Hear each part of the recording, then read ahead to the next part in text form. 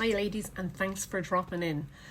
Now, if you have ever sat in a doctor's office and felt yourself shrinking, or you're second guessing yourself, or rehearsing what you're about to say in your head because you're terrified, you'll be dismissed.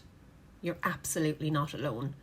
Midlife women are some of the most unheard patients in healthcare, and that includes everything from GLP-1 treatment, HRT, testosterone, joint pain, frozen shoulder, anxiety, fatigue, all of it.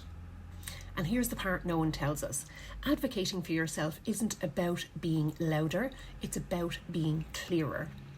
So today, I want to give you the exact framework I used to make sure a doctor actually hears me, respects my concerns, and works with me instead of brushing me off. And I want that for you as well. But let me just say this one thing. This is a coaching video, not medical advice. It's simply the approach that helped me finally get the care I needed after years of feeling dismissed. So let's start here. Midlife symptoms are complex, they overlap, and they can feel messy. It does not mean that you're being dramatic.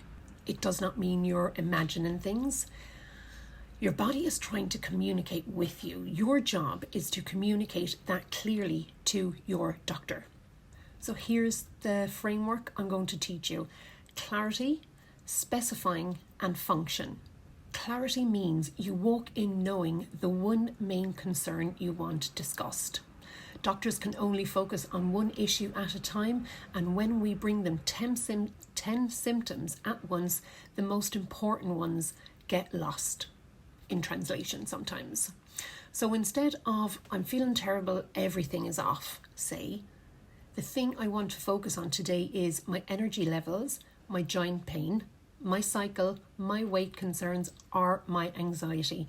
Pick the one thing that you want to focus on within that appointment.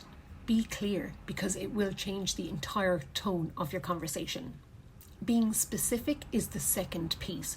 Doctors respond to patterns, not feelings. So before you go in, take a moment and note, when did it start? How often it happens? What makes it worse or better? And how long it lasts?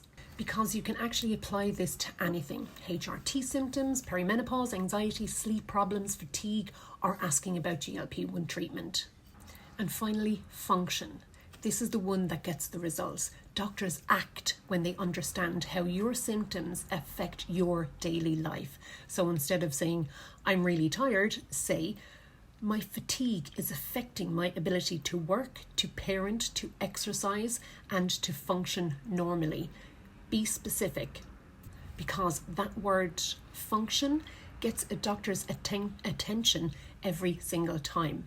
Now let's talk about the moment you feel dismissed, because it happens to so many of us.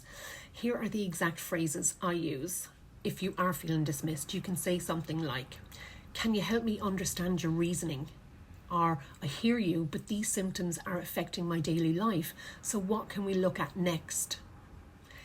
If we're not exploring this today, can we note in my file that I requested it to be looked at? Because that last one is powerful. It shifts the accountability straight back onto the doctor's hands. And listen, this part matters as well. If you feel unheard, minimized, or brushed off, it is absolutely okay to seek another opinion. You are allowed to find a doctor who respects you. You're not being difficult, you're advocating for your health. Because midlife is a noisy chapter, hormone changes, metabolism shifts, joint ache, weight becomes complex, stress sits on the chest like it never had before. But you deserve the proper care. You deserve support. You deserve to walk into any doctor's office with clarity, confidence, and a clear sense of what you need. So if you want to save this framework, write down these 3 key terms: clarity, specify, and function. How it affects all of these things. This is your roadmap in every appointment you ever have from now on. And remember, you're not asking for special treatment, you're asking for appropriate treatment, and you deserve that at this stage of your life. In fact, we all do.